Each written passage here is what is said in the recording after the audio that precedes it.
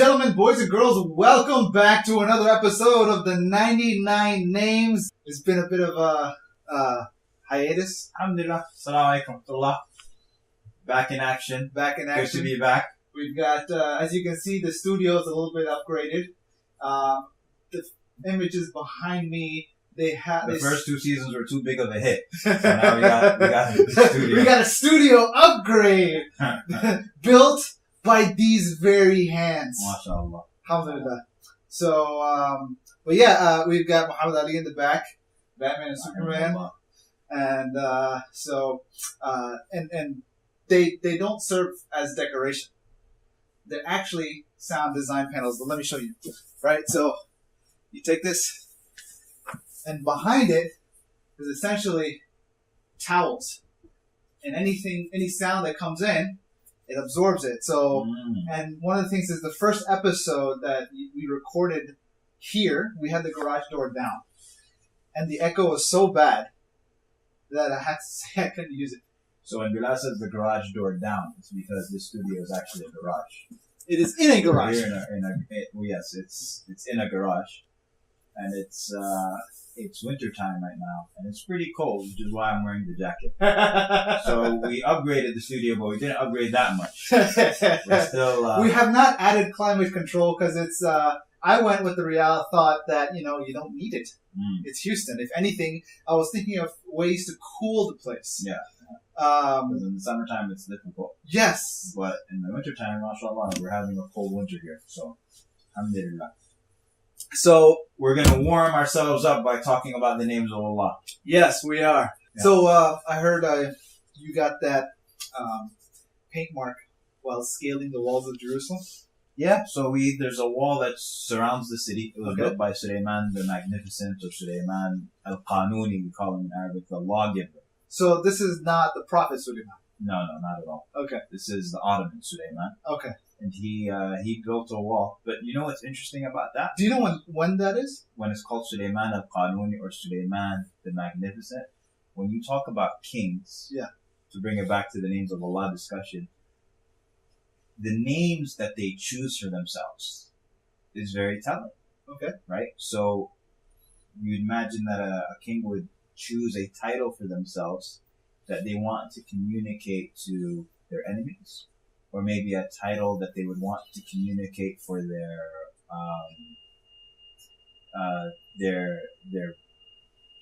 I guess subjects. Okay. Right? Their constituents? Depending on the audience. Yeah. Right? And so when you have the names of Allah, when they are as they are, it's very telling of who is the Lord that we worship. Allah subhanahu wa ta'ala calls himself al-Wahhab, the giver of gifts. Now imagine if you had a friend who's known as the giver of gifts. You'd like that friend. Sure. Imagine someone who's known as the generous. That's your. So what then if that's your Lord? The Arabs, they used to. What's his name? Uthman ibn Affan. He was known as somebody who was very generous. Yeah, absolutely. But the Arabs, they they even nicknamed him. One of his nicknames was generous, right? I don't know if him having a generous nickname, but he was just known as being very, very generous. The Arabs, they would name their children very, very harsh names. Okay. Like they would name them things like Sakh, which is like a rock or a boulder. Okay. They would name them Sa'ab, which means difficult. Yeah. And they would name their servants and their slaves, they would name them very gentle names. So a person once asked him, he said, why is it that your servants have these beautiful names and your children have these like terrible, rough names? And so they said, we name our servants for us. Yeah. And we name our children for our enemies.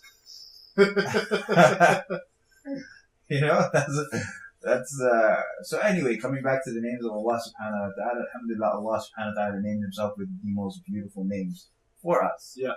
And he told us that he has these beautiful names for us to call upon him by these names. And I remember from our earlier discussions, you were talking about how some of these attributes or actions that Allah subhanahu wa ta'ala is able to do is not necessarily his name, but he can do that. Right? So he can do Shadid and Iqab. He can be Shadid al-Iqab. Absolutely. So, but that's not who he is, it's not his name. Exactly. Okay. So there's generally three spheres there's the sphere of what's called descriptions, and that's the widest sphere. So if you were to draw like Like three, a Venn diagram? not a Venn diagram, but three circles inside of each other. Oh, okay. So like a target. Yes, like a target. Okay. So you have the widest sphere, and then you have a Middle sphere. middle sphere, and then you have a smallest sphere. Okay. And so the widest sphere is the descriptions of Allah subhanahu wa ta'ala. Sure. So this is information that you're communicating to Allah about Allah that is not, it's not from the Quran or Sunnah per se. It can be. It can be, but you're just simply describing it. And I'll explain. So Okay. we have the most general sphere, and then we have the middle sphere, and the middle sphere is what's called attributes. Okay. And then you have the smallest sphere, which is the names. Gotcha. And so names, the names, attributes, and descriptions. names, attributes, and descriptions. So the Okay. names is the most specific, the most restricted. You cannot invent a name of Allah. You can't say Allah subhanahu wa ta'ala, one of his names is whatever. Like you just come up with some sort of name. Okay? Okay. So this is essentially there has to be evidence for it. Has to be evidence from the Quran and from the Sunnah. Okay. Both of those two. The two spheres Yeah. have to have evidence from the Quran and from the Sunnah. You can't invent an attribute of Allah without Quran or Sunnah. You Okay. can't say Allah laughs without evidence from the Quran or Sunnah. You can't say that Allah subhanahu wa ta'ala Because you're ascribing things to Allah. that you don't know. Right. Okay. Where you don't have information from that. Also, you can't say that Allah, for example, is merciful without evidence from the Quran or from the Sunnah. You can't say that He's just without evidence from the Quran and Sunnah. You need, for that attribute to be claimed or for that attribute to be established, you have to have evidence from the Quran or from the Sunnah. Okay? So then, the first one, the most restrictive, is the name. The name itself, that word, has to be. So, for example, As-Sittir is one of the names of Allah. Okay. You flip the four and you call him As-Sattar. Yeah. Coming from the same root, talking about concealing. It's not a name of Allah. Got it. Because it's so specific. It's so specific. So, Ar-Rahman is one of the names of Allah. Yeah. Not Ar-Raham, for example. Or Rahim. Or Ar-Rahim. Okay. You know what I'm saying? These are not names. These are not names of Allah. Ar-Rahman is. Ar-Rahman is. Ar-Rahim is. And so when you're talking about the names of Allah, it's so precise that even just the very conjugation of it has to be from the Sunnah of the Prophet ﷺ. Okay. That's or from the Quran or from the Sunnah. It has to come as it is. But somebody could be Abu Sultan. It could be Abdul Sattar, but As-Sattar is not one of the names of Allah. Okay. And so there are lots of people who have names where they say Abdul something. Okay. And it's not perfect. Gotcha. But at the same time, it's their name. What are you going to do? Sure. Okay. So, it wouldn't necessarily be blasphemous. no, not unless the name itself is Incorrect. incorrect. It Like goes Abdul against- Shams. So, for example, a popular name is Abdul Maqsood. As a popular name? Yeah. Meaning Where? that people have that name. I'm just saying Like people have today? that name. Yes, yes. So, Abdul Maqsood. Now, Is it Maqsood a guy's name? no. I don't know if it's a guy's name or not. Okay. But Al-Maqsood means the one who is intended. Okay. And so who's the one who's intended? Allah subhanahu wa ta'ala. Okay. There's a discussion about whether Ar-Raziq is one of the names of Allah or not. Ar-Razzaq is definitely one of the names of Allah. Oh, Ar-Razzaq versus Ar-Raziq. Ar-Raziq. And are there people with the name Abd-Raziq? Yeah. Undoubtedly. And we've talked about that so much, right? Yeah. We said that this name is controversial, this name is controversial. Why? Yeah. Because it goes back to this issue of, is this form Found. in the Quran or Sunnah or not? Okay. That's number one. And now part of the disagreement has to be in this idea that it might be found in the Sunnah, but the authenticity of that narrative is in question. Absolutely. Okay. Or it could be that it's found in the Quran, but is this name intended To be a name. to be a name? Okay. Such So, as. for example, like, هو الأول والآخر. Okay. He is the first and the last. Sure. Now, is the first and the last here intended to be a name, or is it intended to be a description of Allah? Simply a description, that He's the first and the last. Okay. Where, for example, it said, Allah says, إِنَّا نَحْنُ نَرِثُ الْأَرْضَ وَمَنْ عَلَيْهَا. And in another verse, He calls Himself Al-Warithun, the ones who inherit. Okay. He calls Al-Warithun. himself the one who inherits? Yes. Okay. Meaning that they inherit the earth. Sure. Allah subhanahu wa ta'ala. And I'm not comfortable, Allah, with this being a name for many reasons. But some will hold it to be a name. And why? Because they say, Allah subhanahu wa ta'ala, this is an attribute of His. But the idea of inheriting something seems like an attribute that would be for the creation, not the Well, creation. not the inheritance of property, but in the sense of the inheritance of the earth and the inheritance of the people of the earth and the inheritance of their actions and all this type of stuff. Meaning it's all going to come back to Him. Okay. However, and there are some people who even did even more than that. Okay. In general, though, any action where Allah subhanahu wa ta'ala uses the plural form, it's indicative of what? That this is something that isn't just restricted to Him, but something that the angels are involved in as well, and His creation is involved in, right? Gotcha, Because He uses the plural form. But nonetheless, Allah subhanahu wa ta'ala, with regards to these names, to bring it back, the conjugation is restrictive as well. So it's very, very... when you say conjugation, you're talking about going from the root into what it is. Exactly. Okay. Like, for example, Sattar and Sittir. Sattar, Sittir, Al-Razzaq, Al-Raziq, and what have you. Okay. And so the specificity is in the final form, regardless of what the root is. Absolutely. Okay. Then we have number 2, which is the attribute. And the attribute is something that Allah subhanahu wa ta'ala tells about Himself. And the rule is that every name denotes an attribute and not every attribute denotes a name. Okay. Every name denotes the attribute. So if Allah tells us that He's a Razzaq, the provider, the attribute is provision. Sure. And so Allah subhanahu wa ta'ala provides. That's the attribute. When Allah subhanahu wa ta'ala tells us that He's Ar-Rahman, the attribute is mercy. Sure. So we believe that Allah has the attribute of mercy. So the source of the product. Because that's not the case with regards to human beings. Okay. My name could be Ammar, which means builder, and I've never built anything in my life, and I don't build. See what I'm saying? So you're not a handyman. No. A person's name could be Kareem. Okay. Generous. And they're not generous at all. Sure. Their name does not denote. Somebody could be named Aziz and they're not honorable. Absolutely. A place could be called the Garden State, and you never see gardens there. You have to go west. Yeah. So that's New Jersey. People look at the east side, which is the turnpike, Yeah. in Jersey City, Never and see Union any City, gardens. and Newark, and Elizabeth, and So then you have, which is all I've seen of New Jersey, by the way. Everything you just listed. that's all I've seen. Yeah. Then we have, so the name denotes the attribute, but the attribute does not denote the name. Okay. So there are many attributes of Allah subhanahu wa ta'ala that we learn about that no name has been extracted from, such as the attribute of anger that we talked about, that Allah subhanahu wa ta'ala. So those attributes that could be perceived as negative. No, not necessarily. So, for example, one of them could be Allah subhanahu wa ta'ala laughs. The Prophet told us that Allah laughs. Sure. There's no name given to that. No. There's no laughing, the laughing one. The laugher? No, none of that has been extracted from Allah subhanahu wa ta'ala's name. So that's why it is more, it's a wider sphere than the names, because every name is included in it. And it is a little bit more, yes. So every name is an attribute, not every attribute has a name. An example of that is anger, punishment, and laughter. And rising above the throne and coming down in the last third of every night. There are lots of attributes. Gotcha. Then we have description. And description is the most general of all.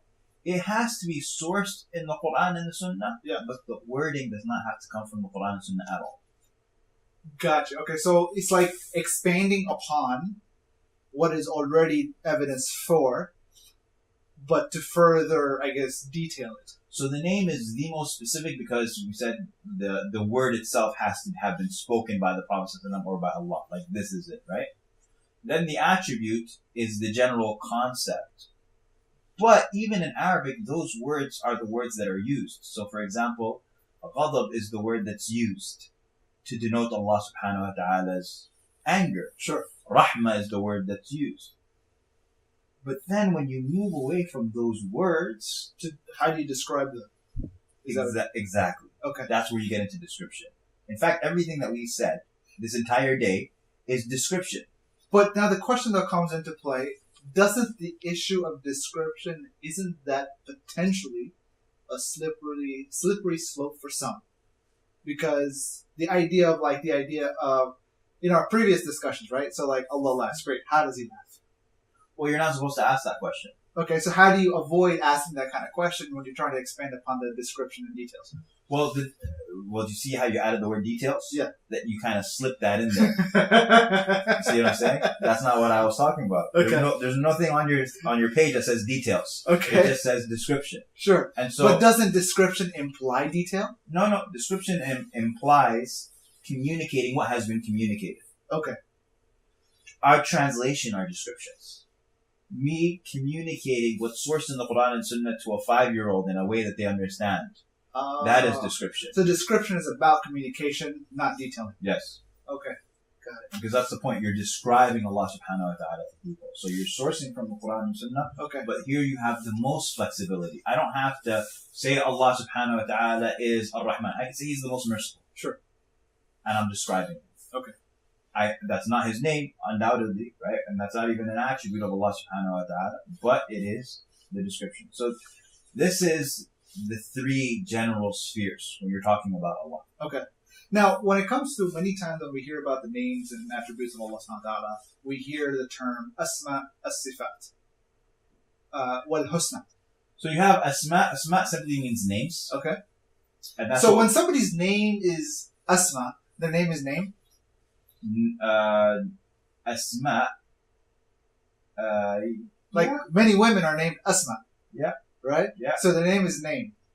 Asma. Yeah, I'm trying to think of if it's a different... Asma means names, yeah. Asma means names. But now that I'm thinking about it, it's just kind of weird though, isn't it? Like, imagine naming your kid name.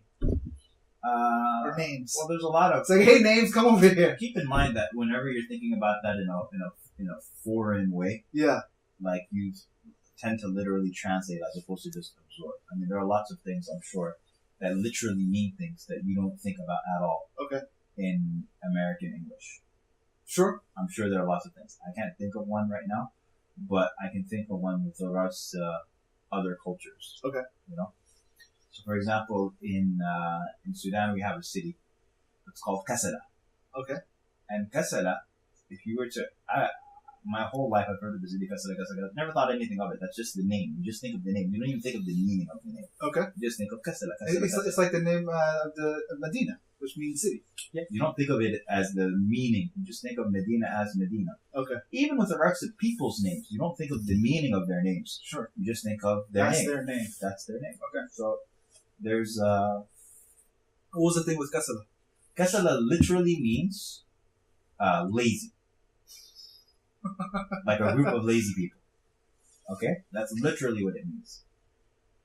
But nobody thinks of that. Could and it it's also not mean it's not back? spelled the same way, obviously. But it literally means lazy. Kasad means lazy. Okay. Kasad literally. And so there was this non-Sudanese guy who came up to me one time. He was like, "Oh my God, I can't believe this." And he was dying laughing.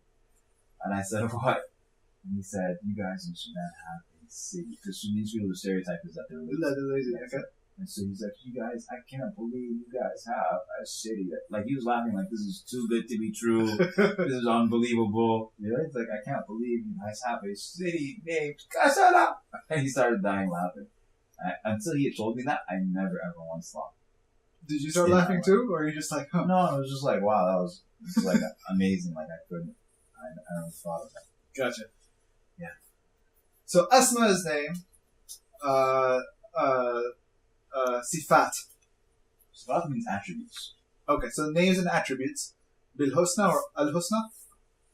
So it's normally Al Asma Al Husna. Okay. Sifat Al Ula. That's normally how it's described. Really? Yeah. So people just truncate it to Asma Al Husna. Or Asma Al Sifat. No, nobody says it. When people say Asma Al Sifat, yeah, they're talking about generally a topic. Okay. So we're studying this topic. Usually in theology, for example, you'll study al-asma wal-sifat. You're studying the names and attributes of Allah. Okay. So you're gonna talk about the issue of the names of Allah, and you're gonna talk about the attributes of Allah subhanahu wa ta'ala. So normally it's that. But generally people will mention al-asma al-husna separately. Yeah. And they'll mention al-asma wal-sifat separately. Yeah. And they'll mention al-sifat separately if they do that. What was the first thing you said? You said Asma al-Husna. والصفات العلى. That's like the more formal. What's Ula? Ula means high. Comes Like from Ala. Yeah. Okay. Comes from that. How's that different? Like, how's Ula and Ala different? Is it the same meaning or just different? It's the same meaning. Okay. It's absolutely the same meaning. It just goes back to sifat and it's being conjugated because it's plural feminine. So how is Ala different from Ala Ala what? Just ala upon something? or the name? Or the name is Ala or Ala? There's so many I different know. names. This is like now, What is going on, man? all of a sudden I'm seeing so many different like combinations There's of. so many different names that you're throwing at me right now. Right, I know. So So there's ala. Yeah. Ala generally means to be upon something. right, Ala. So ala means lam ya just means to be upon something or above something. like Assalamu alaikum. Yes, exactly. So that's ala. If you're talking about ala, فبأي آلاء ربكما تكذبان. Okay. Ala basically means a bounty. Okay. So that's not even with an ain. That's with The Hamza. Yeah, exactly. Or So that's alif. or an alif. So that's a completely different word. Okay, gotcha. And whereas Ala, which is Ain Alif Lam Alif. And alif lam alif is a made up word that you just made up. Well, Subhana Rabbi A'la.